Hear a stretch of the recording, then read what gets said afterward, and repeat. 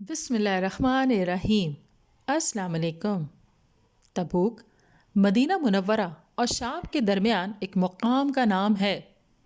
غزوہ تبوک سخت قحط کے دنوں میں ہوا۔ طویل سفر، گرم ہوا، سواری کم، کھانے پینے کی تکلیف، لشکر کی تعداد زیادہ، اس لیے اس غزوہ میں مسلمانوں کو بڑی تنگ دستی کا سامنا کرنا پڑا۔ فتح مکہ کے بعد مسلمانوں کا رعب و دبدبہ عرب پر بیٹھ چکا تھا۔ لوگ گرو در گرو اسلام قبول کر رہے تھے۔ ارد گرد کی ریاستیں جن کے فرما رواؤں کو نبی اکرم صلی اللہ علیہ وآلہ وسلم پہلے ہی خطوط لکھ کر اسلام کی دعوت دے چکے تھے، مسلمانوں کی اس بڑھتی ہوئی طاقت سے خوف زدہ تھے۔ نبی اکرم صلی اللہ علیہ وآلہ وسلم نے پہلے غزوات کے برعکس غزوہ تبوک کے لیے عام اعلان فرما دیا۔ اس غزوے کے موقع پر عام اعلان فرما دیا گیا کہ تبوک جانا اور قیصر روم کی فوجوں سے جہاد کرنا تاکہ لوگ زیادہ سے زیادہ اسلام قبول کریں۔ تمام صحابہ کرام رضی اللہ تعالی عنہم نے نبی اکرم صلی اللہ علیہ وآلہ وسلم کی آواز پہ لبیک کہتے ہوئے اللہ تعالیٰ کی راہ میں مال خرچ کرنے کی ایسی مثالیں قائم کی جن کو قیامت تک یاد رکھا جائے گا۔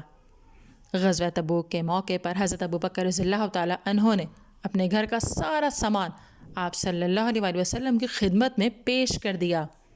حضرت عمر رضی اللہ تعالیٰ عنہ نے گھر کا آدھا سامان پیش کیا۔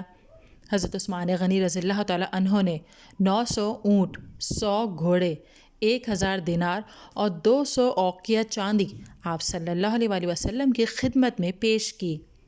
دیگر صحابہ کرام رضی اللہ تعالیٰ عنہم نے بھی اپنی اپنی استطاعت سے بڑھ کر جہاد کی تیاری میں حصہ لیا۔ بعض صحابہ کرام رضی اللہ تعالیٰ عنہم اس قدر بے سر و سامان تھے کہ وہ جہاد کی تیاری میں حصہ نہ لے سکے۔ انہوں نے اپنی جانیں بارگاہ رسالت صلی اللہ علیہ وآلہ وسلم میں پیش کرتے ہوئے عرض کی کہ انہیں بھی ساتھ لے جایا جائے۔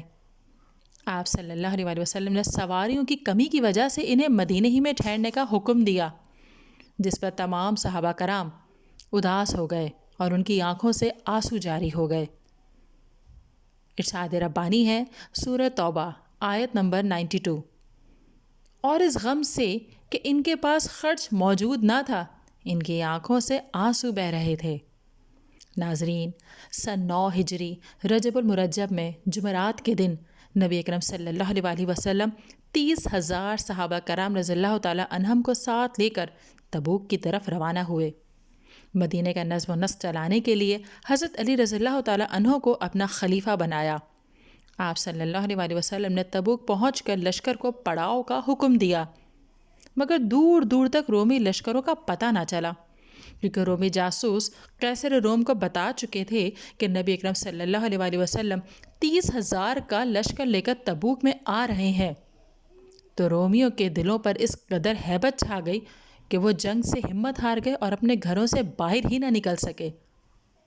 مسلمانوں کی جرأت مندانہ پیش قدمی کے نتیجے میں رومی فوج اسلامی لشکر کے مقابلے کی ہمت نہ کر سکی، اس لیے اس غزوہ میں مسلمانوں کو بغیر لڑائی کے فتح حاصل ہوئی۔ آپ صلی اللہ علیہ وآلہ وسلم نے تمام صحابہ کرام رضی اللہ تعالیٰ عنہم کے ہمراہ 20 دن تک تبوک کے مقام پر قیام کیا اور پھر واپس مدینہ منورہ تشریف لے آئے۔